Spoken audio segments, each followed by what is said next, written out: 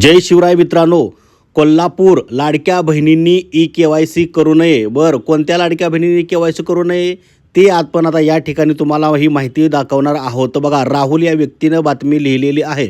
5 November 2025 रोजी publish करण्यात आलेली आहे.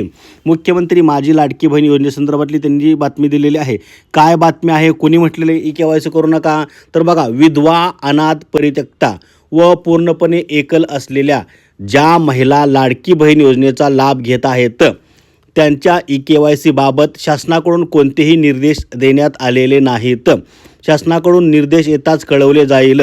त्यामुळे अशा महिलांनी ई-के-वाय-सी करू नये असे आवाहन जिल्हा महिला व बालविकास अधिकारी सुहास वायगडे यांनी केलेले आहे.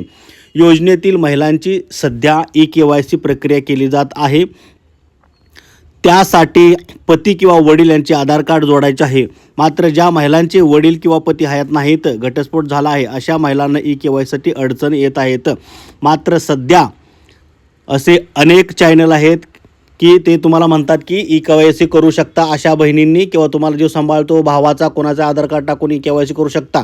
तर ई-के-वाय-सी करू नका. तुमचं जर नुकसान झालं तर ते जबाबदार असणार आहेत का? नाही. यावरची अधिकृत घोषणा झाली का? तर नाही.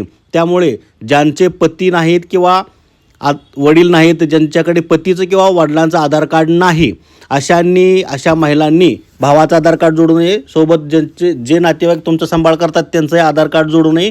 ई-के-वाय-सी करू नये. ई-के-वाय-सी करायची थांबा. तुमसाठी काहीतरी मार्ग निघेल, पर्याय निघेल. या संदर्भातली तक्रार आदित्य तटकरे यांच्यापर्यंत गेलेली आहे. याच्यावर काम करण्याचा प्रयत्न सुरू आहे. याच्यावर काय तोडगा काढायचा याचं ते काम करत आहेत.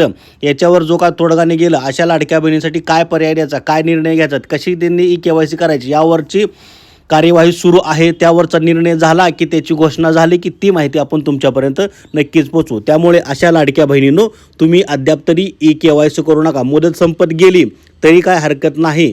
मुदत संपली तर सरकारने त्यावर तोडगा काढलेला नाही असं होऊ शकतं. त्यामुळे तुम्हाला मुदत वाढवून दिली जाऊ शकते. मात्र चुकीचं करून परत तुम्हाला ई-के-वाय-सी एडिट करता येत नाही.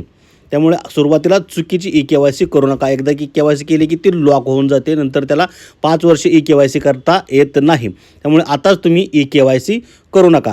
अशा सर्व लाडक्या बहिणींपर्यंत हा व्हिडिओ पोचू नका, परंतु ही माहिती तुम्ही मात्र नक्की पोचवा. आपण वेळोवेळी सगळे चांगली माहिती देत असतो, पण आपले व्हिडिओ कोण पाहत नाही.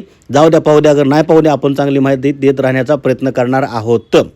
लाडक्या बहिणींनो, सावध राहा. अशा लाडक्या बहिणींनी चुकीच्या माहितीवरती विश्वास ठेवू नका. फक्त सत्य आणि खऱ्या माहितीसाठी आपल्या चॅनलला तुम्ही सबस्क्राईब करा.